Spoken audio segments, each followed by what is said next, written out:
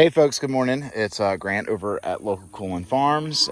We've had the cattle in this paddock now for 2.5 days or so. They're ready to move. They went through and grazed everything real nice. I wanted them to kind of hurting on it because now that we're getting into mid-September, we're starting to gear up and starting to think about when we're going to put our ryegrass seed out. We've had really good moisture with Hurricane Francine. And some rain right after that, and so we're nice and moist, and it looks like the pasture is going to be grazed enough to where we can just overseed it with rye. So we're just going to come over and overseed it with rye.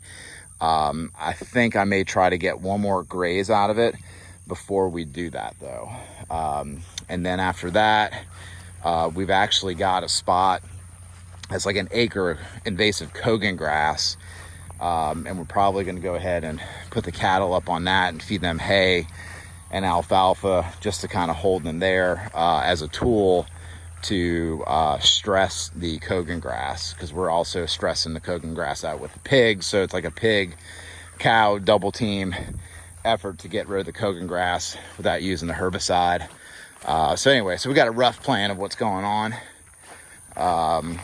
but these guys are definitely ready to move. They were looking a little hungry yesterday, but I knew they still had a little bit more in there to graze. So you can see the difference, between this and what they're about to go into. So they knocked it down really well. So see how all the moisture we have.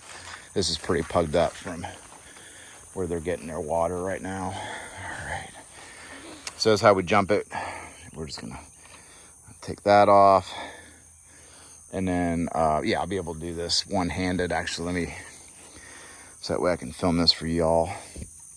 Put this on the side here. And then put this on the side here. And I already have my line set up. So that way we're doing this center wedge. If I wasn't holding the phone, I would just grab the reel and reel it up, but I'm just going to pick it up and drag it out of the way to do the move.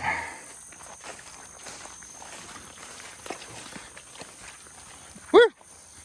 Woo-wee! Woo-wee! Set the reel down, grab the slack so nobody catches it.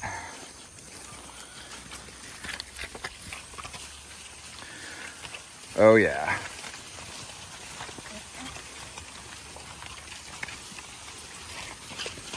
And I'm not terribly upset about the pugging, because that's going to actually open up the soil, and that's going to help us out with the ryegrass overseeding. So this year we're going to put out the ryegrass. Last year we put a balsama clover in it, and that worked out really well. So we're going to put that clover that in there along with a white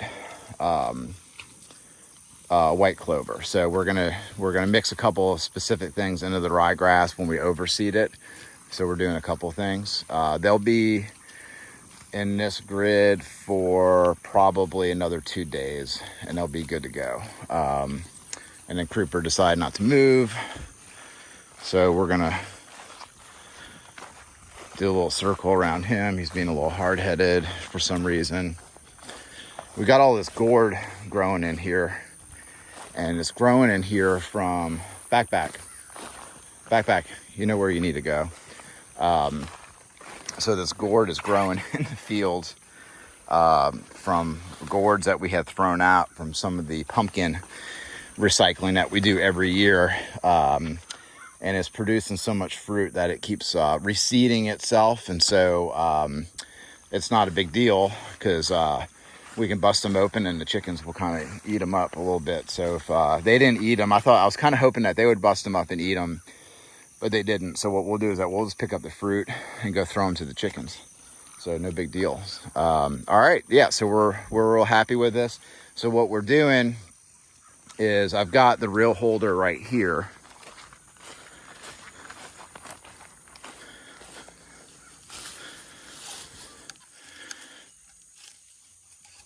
where this reel is now going to live. So it's going to come right through here, hook up there. They'll have access to water on the center wedge, and then they'll be in the next area in about 2 days. All right, y'all have a good one.